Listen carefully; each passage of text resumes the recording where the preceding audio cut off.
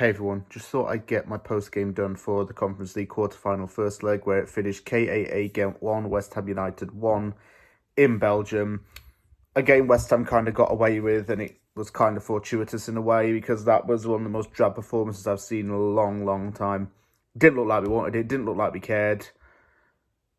I don't know how we got a point out of that, really. Everyone was very poor, didn't look interested and bored. I didn't enjoy watching it at all. And, of course, it was going to be a game playing against a team that's not very muggy. Because, let's not forget here, that Gent's quite a well-run club. It's got a good fan base. It's got a lot of good players. And it shouldn't be laughed at all. And although West Ham stayed in the game, it's not really good enough. We didn't show enough of a reaction.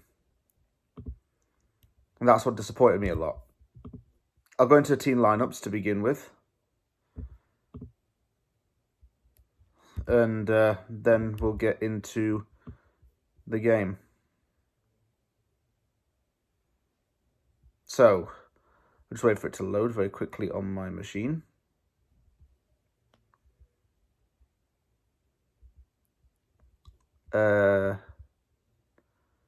Where is it? So I'm just having some computer errors here. You see, the first thing was Areola starting in goal. And that alone is still a turning point with a lot of people because do we fully trust it? Do we fully trust him in there still? I'm not sure I do. Because his distribution's arguably not that great either. Cresswell back in.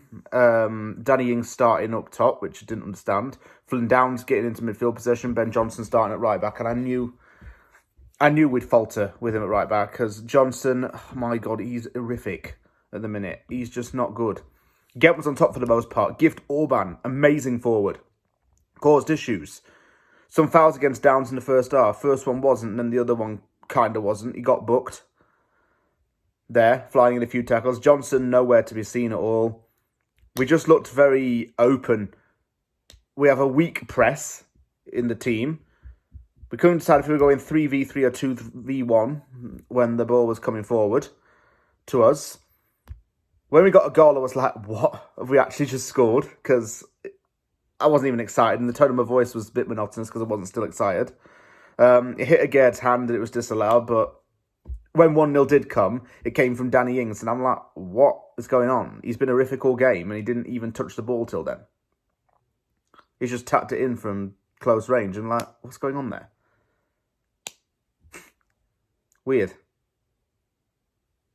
Weird one.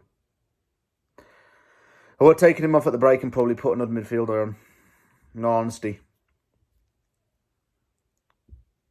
Bowen started off the second half quite energetic, and to be honest, he's been our best attacking player for a while now. Beran was up there as well, but Bowen's second best, or even the best right now, because our strikers are poor.